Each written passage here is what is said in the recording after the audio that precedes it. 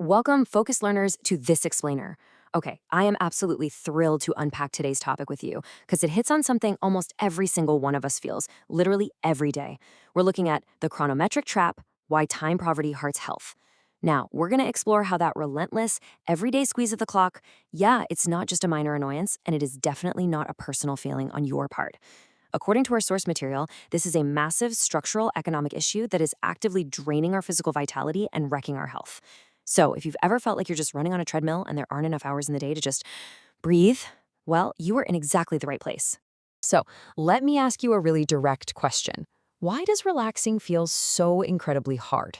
You know the feeling, right? You finally sit down on a Sunday afternoon trying to just chill out or spend some quality time with your family, and bam, suddenly you feel this creeping, awful sense of guilt, that nagging little voice whispering that you should be doing something productive. Well, that guilt is a huge emotional pain point for so many of us. And as we'll see, it's actually manufactured by the economic environment we live in. It literally forces us to constantly calculate the financial opportunity cost of just sitting still. Okay, let's dive right into this and look at our roadmap. First, we'll hit the time poverty crisis. Then we'll break down the three deficits of modern stress and check out the health capital framework. After that, we are escaping the consumerist trap. And finally, we'll reveal the ultimate zero-cost investment.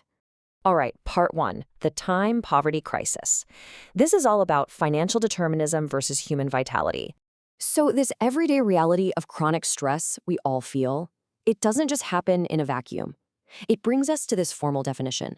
Time poverty is basically an environment where financial insecurity forces people to prioritize market work over domestic life, and it deprives them of the time to relax and rest the mind. I mean, think about what this actually means for us. It means our entire lives have become completely monetized. Driven by economic anxiety or, frankly, just the need to maintain our basic social standing, we are structurally pushed to put our jobs ahead of literally everything else. We end up trading our absolute baseline biological need for rest just to stay afloat, and that is causing direct, measurable harm to our physical and mental health. To really drive this home, let's look at this incredibly powerful insight straight from the source material. Individuals systematically displace rest, mental recovery, and family engagement with prolonged market labor. Man, that just beautifully and, well, tragically, validates what so many people are living through right now. The system we're navigating forces this completely unnatural sacrifice. We aren't choosing to ignore our health and our families because we don't care about them, right? We're systematically displacing them because of the temporal and economic architecture we are literally forced to operate inside. Moving on to part two. The three deficits of modern stress. This is where we look at the real biological cost. Now, what's really interesting about this is how time scarcity acts like a literal biological pathogen on our bodies through three very specific deficits. First up, the absence of cognitive restoration. Your brain absolutely requires uncommitted time. It needs that empty space to clear out what's called allostatic load. That's basically the dangerous physiological wear and tear of chronic stress that directly breaks down our physical health. Second is the erosion of leisure, which we're going to dig into more in just a second. And third, the forced trade-off. Those intense financial pressures compel us to essentially cannibalize the time we desperately need to nurture our family bonds and our own well-being. And when work always wins out, our neuroendocrine systems just remain locked in chronic activation. It's like an engine revving constantly with nowhere to go. Let's zoom in on that second deficit for a minute. Modern economic thought has dangerously trivialized leisure. It's now viewed just as mere passive recovery or idle consumption, designed solely to recharge workers for the next production cycle. Just let that sink in for a moment. The prevailing system views your precious, hard-earned downtime as simply plugging yourself into a wall like a smartphone battery, just so you have enough juice to go back to work and produce more widgets the very next day. It completely strips away the human, restorative essence of what leisure is actually supposed to do for our bodies and our minds. Which brings us to part three, the health capital framework. We are talking about a completely new paradigm here. This comparison is just absolutely vital. Standard economic models treat leisure as an alternative to work that only generates utility through consumption. Basically, they're telling us that to relax, you need disposable income.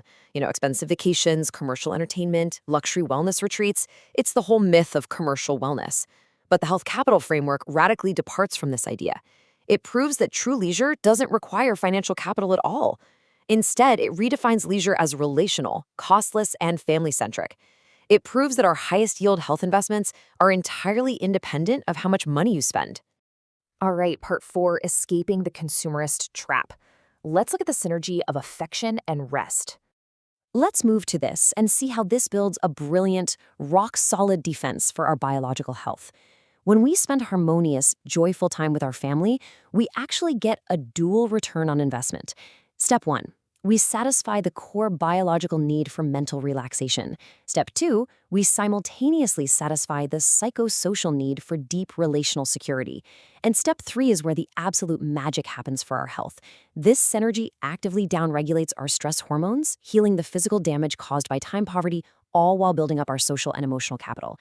It is a highly efficient, closed-loop system of profound healing that entirely bypasses your wallet.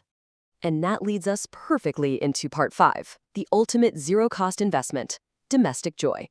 Shared laughter, collective walks, mutual storytelling, domestic harmony. I mean, these are incredibly simple things, yet they represent the absolute most life-enhancing, biologically restorative practices available to any of us.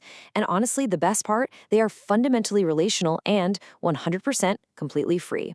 They transcend the commercialization of wellness entirely, proving once and for all that you do not need to buy your way out of chronic stress.